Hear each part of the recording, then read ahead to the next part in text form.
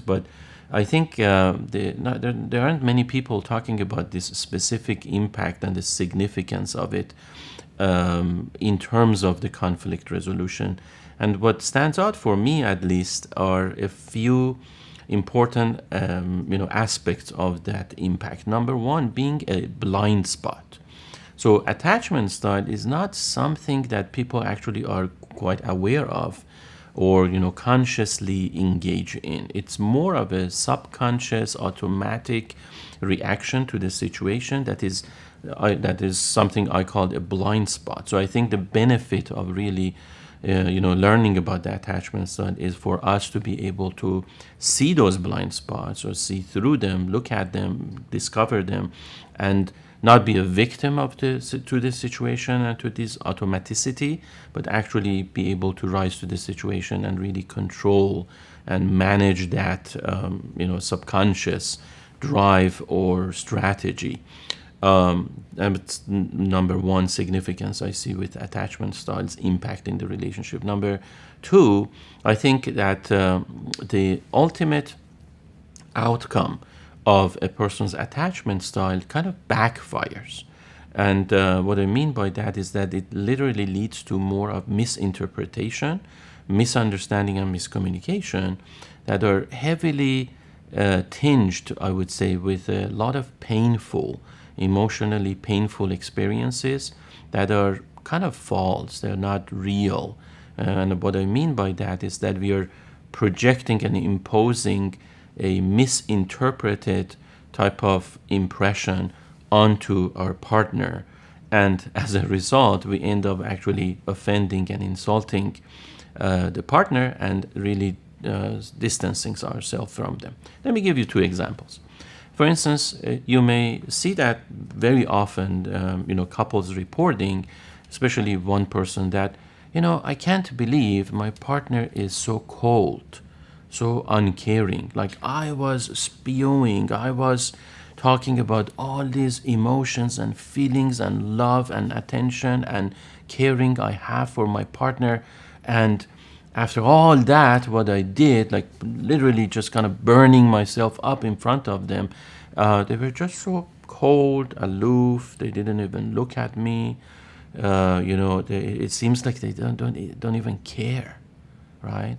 And then you see that despair kind of settling in the person who is complaining about their partner coldness, as if it's almost like the end of the world or the relationship. There's such a despair about the relationship.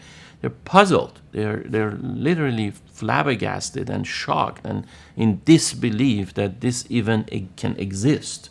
So that's what I mean by this person's literally misinterpretation of what the partner is going through in terms of that attachment style. So, as a remedy to the situation, what if I'm working with this person who is so intensely, pained about that situation and feels injured, I would share with them that, let us look at what is really going on, kind of as far as, let's say, the underlying issue and current is concerned that you're not looking at.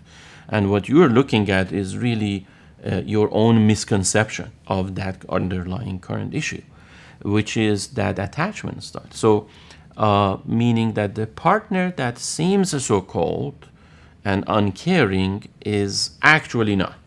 This is what's going on. They are internally in turmoil. They do care. They are involved and interested, and they do have feelings and emotions. The difference is that early on in childhood upbringing, and you can read up on that and about the attachment styles, and then throughout their lives, they have learned and really trained themselves, which hinges very much on the way our neurobiology also, contributes to this almost like automatic pattern of dealing with this stressful situation by kind of putting distance between themselves and the situation, between themselves and the partner, the parties that are involved. And this is literally what we call an avoidant attachment style in action. So what we see and interpret as uncaring and cold is in reality a self-regulation mechanism internally that is taking over the neurobiopsychology of a person and directing them actually to be their best as they can, what they have learned in this conflictual situation, and not make things worse. As simple as that. And that's what I call a blind spot. That's what I call a subconscious, kind of drive. That's what I call a possible misinterpretation, because as you can imagine, if you're not aware of this phenomenon that is going on right in front of you, you walk away with a lot more hurt and pain that you actually deserve or need or is necessary. And both partners literally tend to make things worse, feel more resentment toward each other, and actually feel more distant and disconnected from one another. That's example number one. And example number two is really the opposite of what I just explained.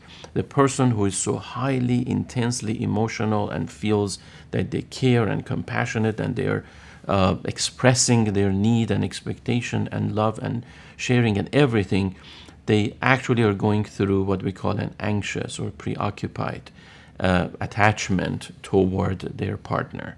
And that's their type of coping mechanism and self-regulation. They have learned that rather than having to disconnect and distance themselves from the situation and from the group or from the parties that are involved, they have to do the opposite. It means head over heels, jump into the situation, approach people, be relentless, kind of remain connected, get even closer to them, kind of be influential and just kind of jump in and shake people and, really activate and engage and, kind of collaborate and do teamwork, whatever comes to their mind. And they think they're doing their best. They think they're doing the right thing in that situation by not disconnecting, not distancing, showing how they feel. And unfortunately, that too can be misinterpreted as somebody who is out of their mind. They're out of control. They're crazy. They are smothering us and needy and so forth and so on. So it comes across in a misinterpreted way to the parties who are involved as something negative and destructive. And they don't really look at what this person is going through is some method of kind of amelioration or mitigation or self-regulation or wanting to kind of resolve the situation. So both parties, both attachment styles are there with the intention or kind of I would say perhaps maybe a blueprint, if you will, a roadmap for conflict resolution. However, they actually don't lead to that intended goal of that roadmap. They backfire. So people end up misinterpreting all these. They walk away from these types of situations. Now, at times also you make it two avoidant approaches or two anxious preoccupied approaches clashing with one another. That is another video that we will get into. So I hope you enjoyed this video, and if you would like to see more videos, make sure you subscribe and also click the bell for notifications. And if you enjoyed this video, make sure that you watch another video right now.